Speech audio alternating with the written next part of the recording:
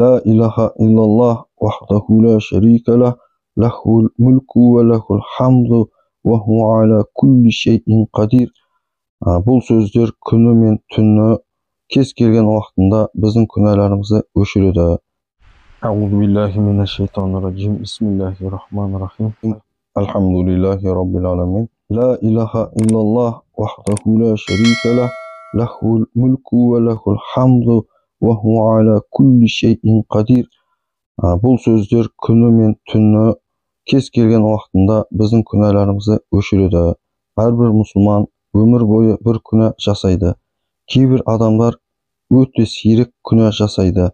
Басқалары олардың кездейсоқ жасап алады. Ал кейбіреулері оларды әдеттен тыс ештеңе ойламай жаман істердің көбін толықтырады. Десек, артық айтқандық болмас. Үлкен күнәлар шын тәубемен ғана жуылады. Қандай да бір жақсылық жасау арқылы өмір бойы жасалынған күнәлардан құтылуға болады.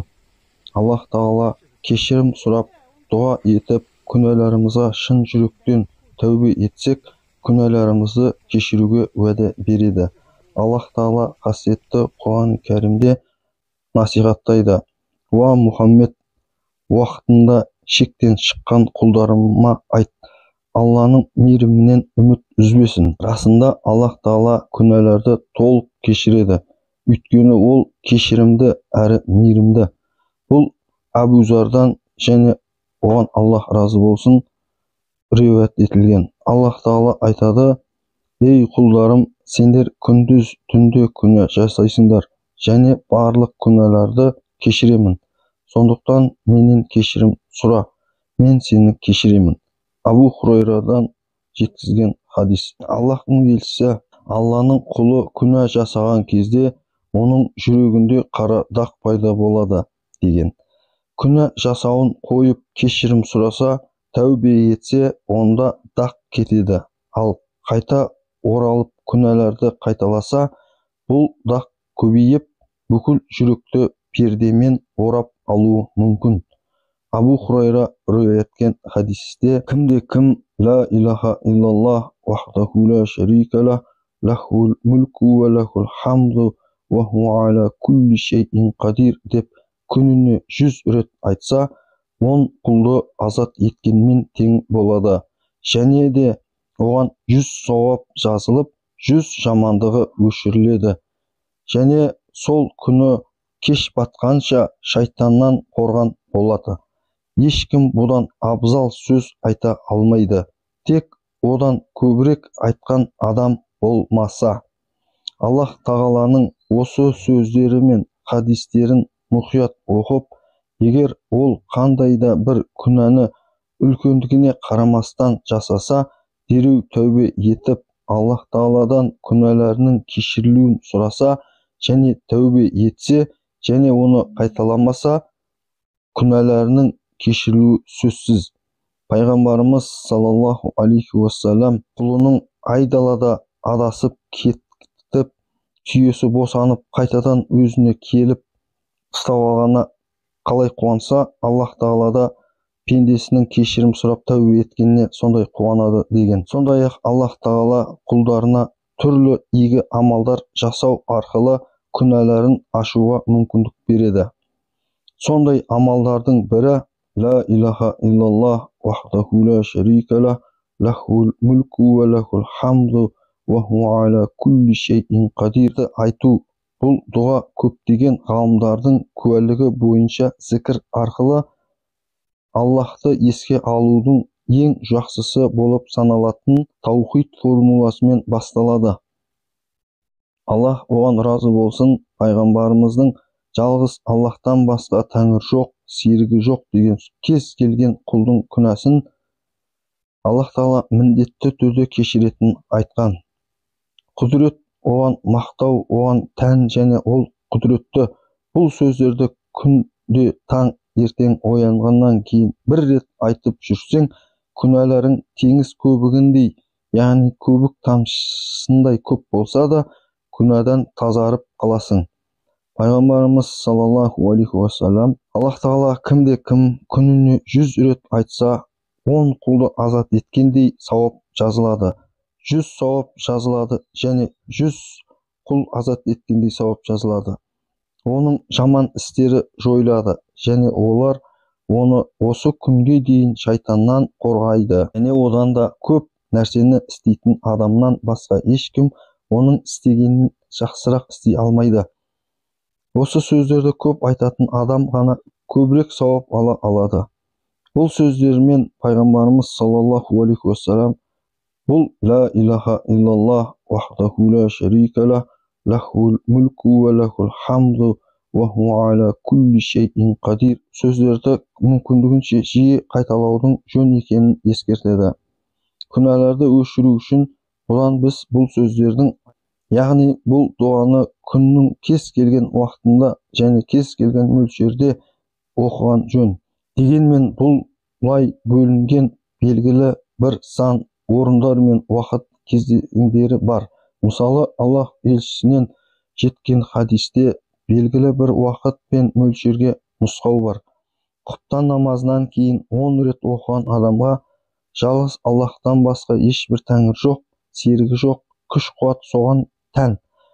Оған мақтаулар болсын. Ол тірілерді және өлтіреді, және ол ұлы Аллах Тағала оны шайтаннан таң атқанға дейін қорғайтын күзетшілерді жібереді, және бұл үшін Аллах оған әрбір игі істердің орындалуын жазады. Ол жәннатқа кіргізіліп, 10 үлкен күнәсінің жазбасын өшіреді. Аллаға мадақ сөздері мен Аллаху акбар сөздері ұлық деп айтса, күнәлары теңіздің көбігіндей болса да кешіріледі. Ла илаха иллаллах вахдаху ла шарика лах лахул мүлку ва лахул хамду ва хуа аля кулли шейин қадир. Сондай-ақ бұл сөздерді айтқан адамға үлкен сауап болатыны туралы хадис бар. Тіпті базарға келгенде кейбір салих адамдар Аллахтың разылығының осы дұғасын оқу үшін арнайы базарға барғаны хабарланады. Оған разы болған адам, егер базарға келген адам жалғыз Аллахтан басқа тәңір жоқ, серігі жоқ, құдірет соған тән, оған мақтаулар болсын десе, пайғамбарымыздың айтқаны болып естіледі.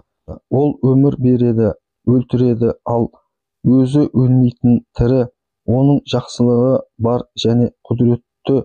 Сондай Аллах Тағала оның 1000 жақсылықты жазып, 1000 дәрежеге көтереді. Және көптеген хадистер осы сөздердің қадір қасиеті туралы жеткізіледі. Біз тек осы ұсыныстардың барлығын қабылдауымыз керек және мүмкіндігінше жиі, әсіресе Аллахтың елшілеріне көрсетілген жерлерде, көрсетілген уақытта және көрсетілген мөлшерде осы сөздерді айтуымыз керек. Аллах Тағала қаласа мейіріммен құлдарына күнәларымен тең сауап береді және оны ешкім тоқтата алмайды.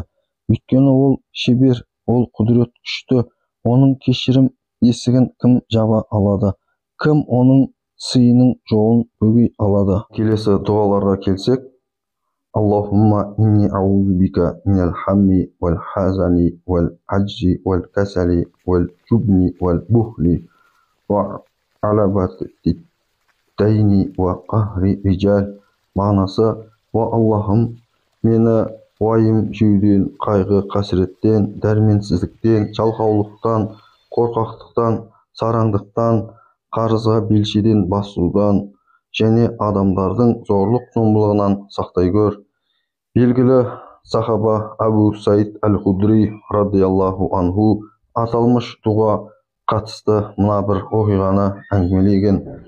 Бірде пайғамбарымыз саллаллаху алейхи уассалам намаздан тыс уақытта мешітке кіргенінде ансарлық Абу Умама отырғанын көріп: «Ай Абу Умама, намаздан тыс уақытта мешітте не істеп отырсың?» деп сұрайды. Ол: «Уа Алланың елшісі, қарызға белшеден батып, қатты қиналып отырмын» деп жауап береді. Сонда пайғамбарымыз саллаллаху алейхи уассалам оған: «Саған оқығаныңда уайым қайғыңды сейілтіп, қарыздарыңнан Алланың өзі құтқаратын бір дұға үйретейін бе?» дегенде, Абу Умама радиаллаху анху: «Әлбетте, уа Алланың елшісі» дейді. Сонда пайғамбарымыз саллаллаху алейхи уассалам оған осы дұғаны үйретіп, Бұл дуаны таңертең және кешке үзбей оқып тұрғын дейді. Кейіннен Абу Умама: мен пайғамбарымыз саллаллаху алейхи вассалам бұйырғанын бұлжытпай орындап жүрдім. Соңында Аллах Тағала менің барлық уайым қайғымды сейілтіп, қарыздарымнан да толық құтылдым деген болатын. Абу Дауудтан келген хадистерде. Дұғаның тез қабыл болу үшін Анас ибн Малик радиаллаху анху жеткізу бойынша, бір күні Аллах елшісі саллаллаху алейхи вассалам жанында отырғанда дұға жасап отырған бір адамды көреді. Пайғамбарымыз саллаллаху алейхи вассалам сонда Анастан әлгі кісінің не деп дұға жасағанын және неге байланысты дұға жасап жатқанын білесің бе деп сұрайды да, артынша сұраққа өзі жауап беріп былай дейді: ол еткен дұғасы сол сәтте қабыл болатындай етіп, оның ең маңызды есімдерін атап, Аллаға жалбарынуда, Алладан сұрауда. Әлгі дұғаның оқылуы былай болады: Я ба'дис самавати вал ард, я хайю я қайюм, инна ас'алука. Мағынасы: уа Раббым, аспан мен жердің жаратқан, мәңгі тірі зиянсыз жаратушы ием, өзінен сұраймын деген екен. Бұхари Адабул Муфрат. Хақ Тағала сізді өз қамқорлығына алып, сізге рахметін жаудырсын. Алла Тағаланың рахметіне күдер үзбеңіздер, үмітсіз шайтан.